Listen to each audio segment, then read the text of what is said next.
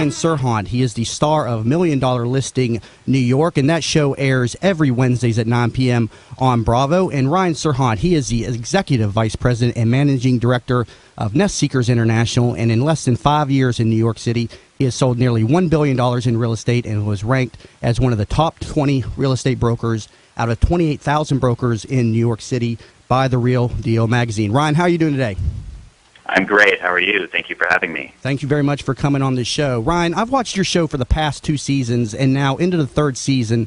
I'm very impressed with your dedicated work ethic and high-energy approach to real estate.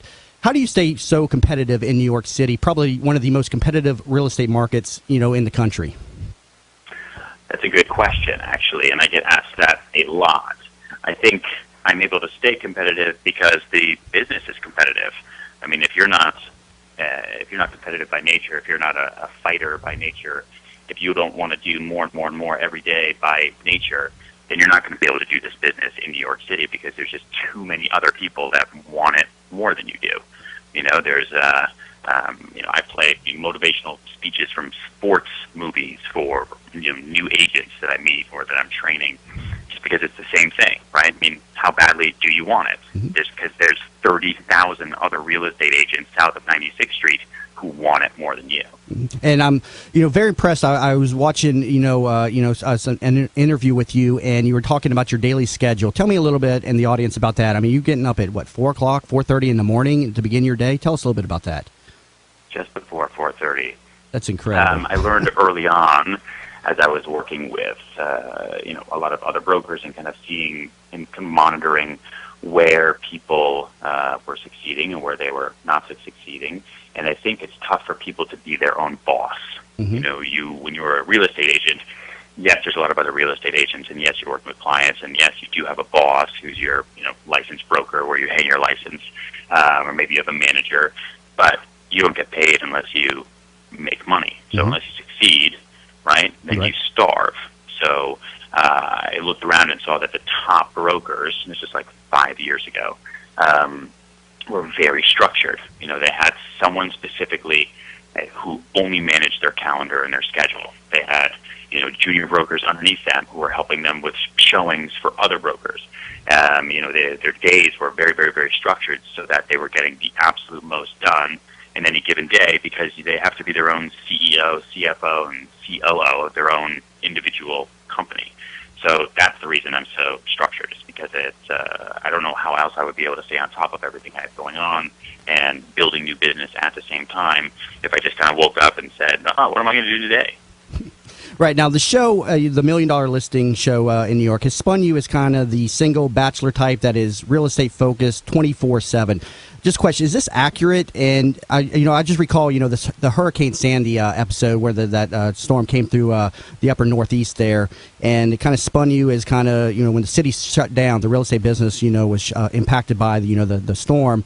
It kind of spun you as, being alone and kind of reflecting on, not having, a family and friends that, you had developed significant relationships with. Is that accurate? And are you looking to kind of develop, that more in your business? Because I know that's also a challenge with myself, that I spend so much time in the business. It's hard to develop, meaningful relationships outside of the business. That's also a good question. It is definitely difficult. I will say that. Yes, Million Dollar Listing season 1 and 2 portray me very much as a bachelor party boy. He's good at what he does, but is also kind of crazy. And this season is actually a little bit terrifying for me. We haven't even gotten to the episodes that are going to be, a little bit hard for me to watch because they get very, very, very personal. And that was something that I chose to do this year, just because I was a little bit tired of watching, basically, 22 episodes over season 1 and season 2 of me just kind of being a little bit, shallow, let's say, kind of sarcastic all the time. And that's really not the way I am all the time, right? I mean, this show, they follow us, but they're not with me, 24/7. And so this year I really wanted to show, kind of just peel back the onion a little bit. And so you get to see that and the difficulties that I have with maintaining friendships and relationships, because I don't just have a 9 to 5, because I need to make money. I need to work. If a client calls me at 11 p.m. and they're trying to get out of a deal because they're nervous about it, I need to be able to leave my bed or leave, wherever I am and go and meet with that client and calm them down and, take them out for a drink until 4 a.m. And then, get the deal done, then go home, change in my workout clothes, and just go to the gym and start the day all over again. Yeah, and that's something that kind of lifestyle doesn't work for us. Yeah, and it's something that I have a challenge with in my own life. When business calls, I'm quick to jump on it, as I see that you are too, and it can be very difficult for top producing real estate brokers in the business to develop relationships that truly step away from the work that we're involved in. Yes. Now I agree with you. Yeah, the show. Now your show is now in the 3rd season. How did you come to be selected for this show? What was the selection process like? Well, for me, it was crazy. It was strictly an open call. I didn't know anybody. I hadn't pitched myself to anybody. They put a casting notice in The Real Deal and on Curbed, and then basically the word got around between all the brokerages and the agents that $1 Million Listing New York was going to start, and they're casting it. So literally every single agent in the city under the age of 35 started walking around town saying, yeah, no, I'm doing that show. I'm doing that show. Yeah, they called me. It's cool. I don't know if I really want to do it, though. I don't know if I want to be a Kardashian. Right. And then I went to a casting call when they did finally come and do it at the Hudson Hotel with like 3,000 other people, and embarked on this 6-month casting process, and then didn't hear anything for a couple months, and then they called back and said, we've narrowed it down to 1,500, and you're one of those, so we want you to do this. It's like, great. And then didn't hear anything, and then they would call back and say, sorry, we've just been so busy. We've narrowed it down to this many. And here I am 3 years later. It's very, very, I've greatly enjoyed the show, but does the show itself get business for you, or is this something you just kind of use as a marketing piece to get you in front of different sellers and buyers? Both. It is a marketing piece. It is a commercial for myself on primetime television that is aired all over the world. And I'm a salesman. Like I said, I don't get a salary. No one cares. I only make money when I succeed at my job, which is selling homes.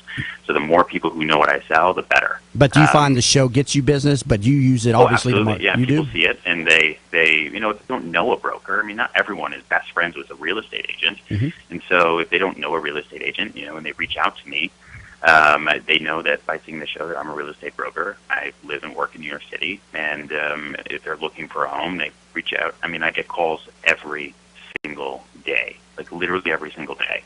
A lot of it is from crazy people, or people wanting me to sell their house in Panama, which I can't do, nor would I want to do.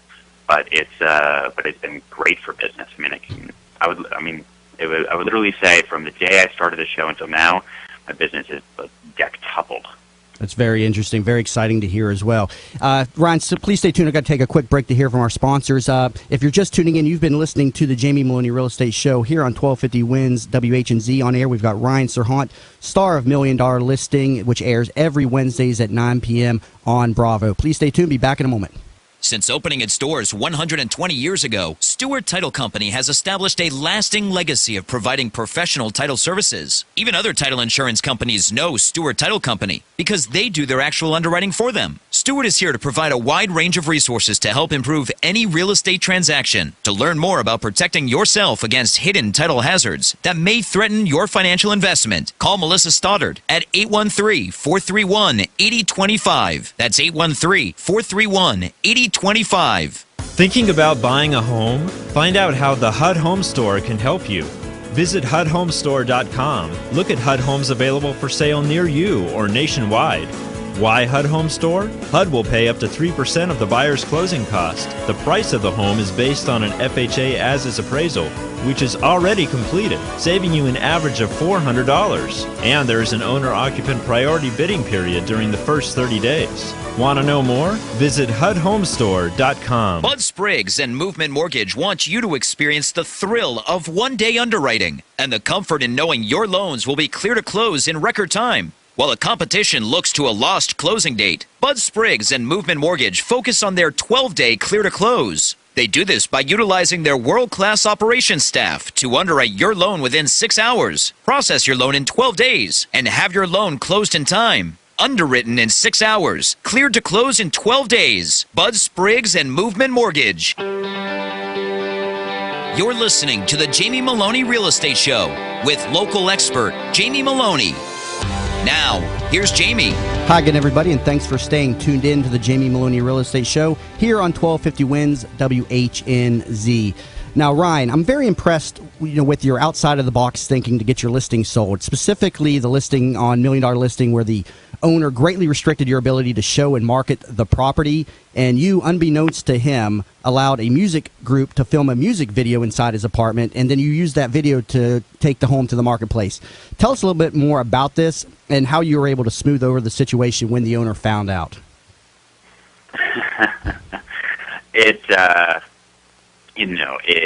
How do I want to answer this question? I was very nervous when that episode came out because I felt like, when you watch it on TV, it's very different from when we do it in real life, right?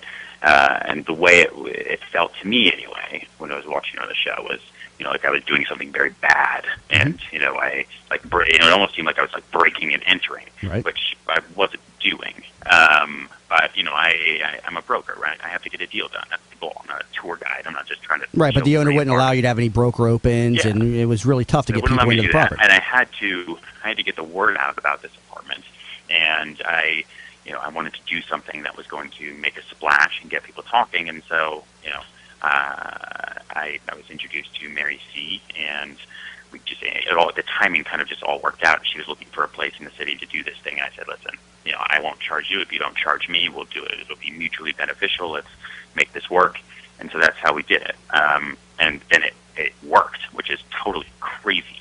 But very, very, very awesome. But that said, I try to do that all the time. And for better or for worse, I really do get bored with kind of the standard marketing techniques that brokers employ, just because I don't want to be something who, I don't want to be just a regular broker who just, takes photos of listings and sticks them on the internet and hopes they sell and do paperwork. Like, I have no intention of just turning on the lights my entire life, right? I would rather do something else. So the fact that I'm at a company that allows me to do whatever I want, and the fact that I am, able to do this show and I can kind of show off my ideas, this way I can have more fun. I mean, if this year, season 3, we made a commercial with like helicopters and Ferraris and all this stuff for one of the penthouses I'm selling at a building that has your own personal car elevator to take your car up to your penthouse. And no other broker would ever do that. One, because it's way too expensive, and two, because it's crazy. Yeah, but that's why I like it. I mean, that's why it's fun for me. Yeah, I've always been very impressed with your ability, to set the bar very high with your marketing techniques. Do you develop a specific marketing plan for each listing, as opposed to just kind of throwing them all into the standard plan? Yes. Every listing is a different puzzle for me. So, I also kind of develop it by price point, right? I mean, because I am running my own business, I have to look at how much I'm spending. So, it's a P&L, right? So it's profit and loss. So I'm looking at what's the potential profit on, this sale, and then I look at what I think I can allocate from that potential to the, my advertising budget. And a lot of times I then throw that number out the window and spend way too much just because I want to, and because I think it'll work, and because I think, creative and interesting and successful marketing in my business pays derivatives in a way that nothing else can. So, I mean, you just asked me about that music video. I get asked about that music video, I'd say, at least once every other day. It was definitely a very entertaining I've episode. gotten listings from it, just not from people who want me to make a music video in their apartment, but because they meet with 10 brokers, and they're all boring. They all come in there with the same pitch. They all say they have a great network. They all say they have great relationships. They all say they have unlimited advertising. It's the same stuff. And then they're like, oh, well, this guy makes music videos. This guy goes like above and beyond. And I don't have the standard elevator pitch. So every single listing is I strategize specifically for it. Yeah, and it's definitely very impressive to watch you work on the television show. And I myself, if I was up in New York, I would definitely be calling you to list and sell my property. Unfortunately, I don't have any property up in New York just yet, but when I do, I'll definitely be getting you on the phone up there. So, but Ryan, Good, I'll be ready.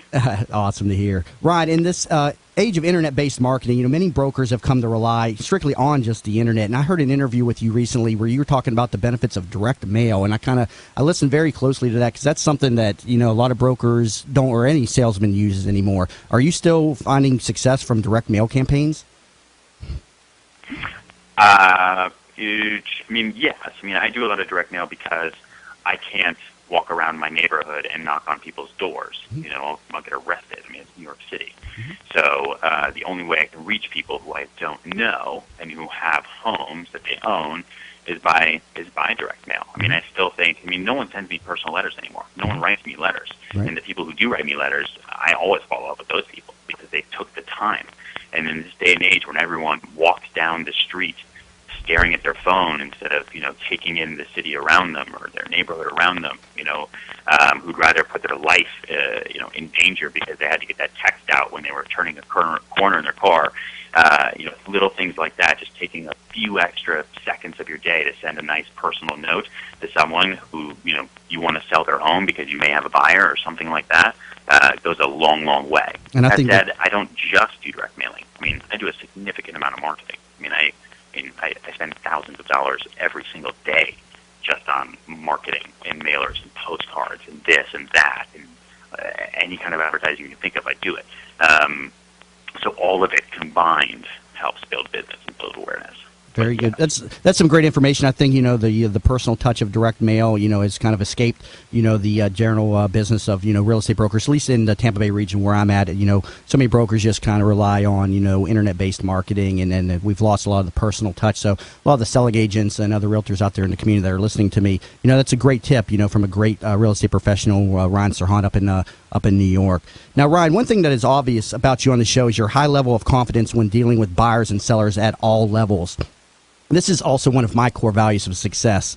Do you feel your confidence is innate, or is this something that you've developed? And are there times when you are intimidated when approaching different sellers and buyers and representing them?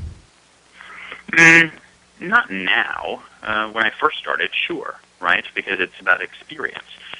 You always feel more comfortable talking to somebody who, you're experienced with talking to.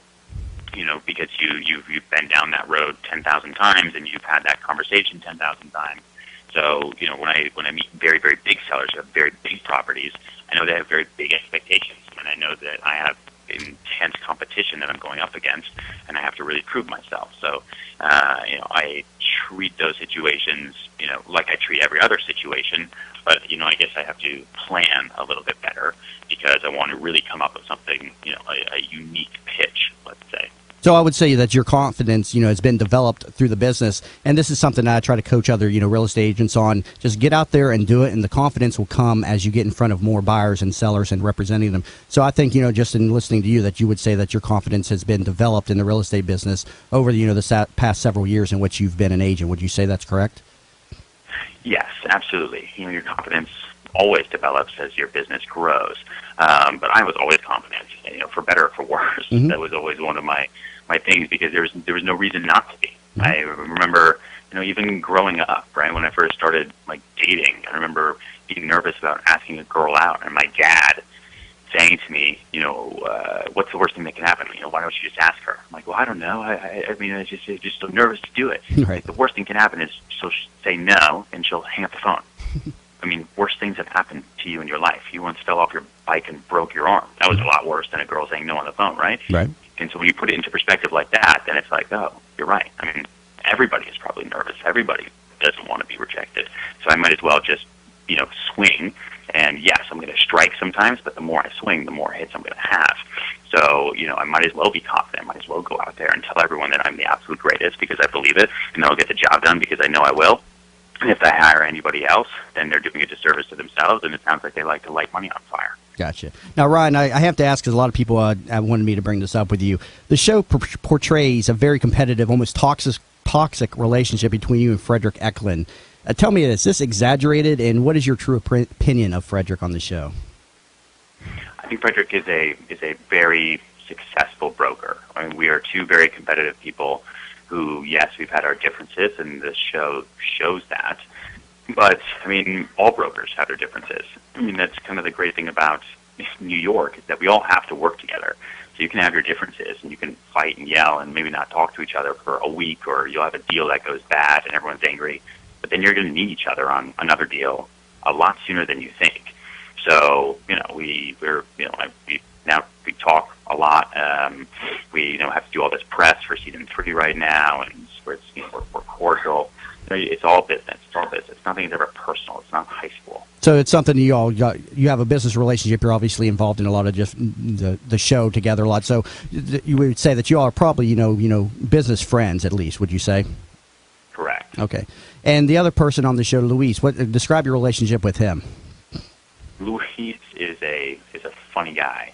He is the most persistent broker I have ever met, which is why I think he's doing so well so quickly.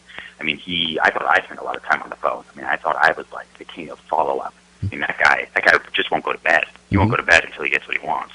And you have to be that way, right? Your first question was talking about how competitive New York is. How do you stay competitive?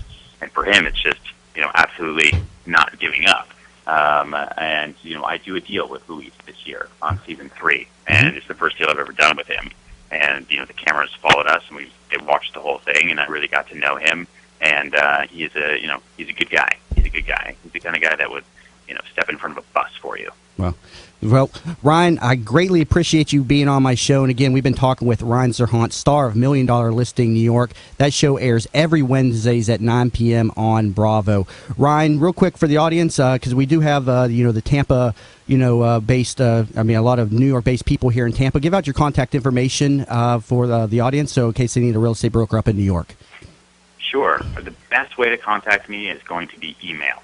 And my email is Ryan, RYAN as in Nancy, at nestseekers.com. And that's nest as in bird's nest, seekers, like you're going to seek something out. So SEEKERS as in Sam.com. Great. Ryan, thank you very much for being on the show, and greatly looking forward to the 3rd season of $1 Million Listing again every Wednesdays at 9 p.m. on Bravo. Ryan, enjoy the rest of your week, and good luck with real estate up there in New York. Thank you so much. Thanks for having me. Thank you very much. If you're just tuning in, you've been listening to the Jamie Meloni Real Estate Show here on 1250 Wins WHNZ. Back in a moment, and we're going to be talking with co-host Melissa Stoddard about title insurance and some other need-to-know information about the Tampa Bay real estate market. Please stay tuned.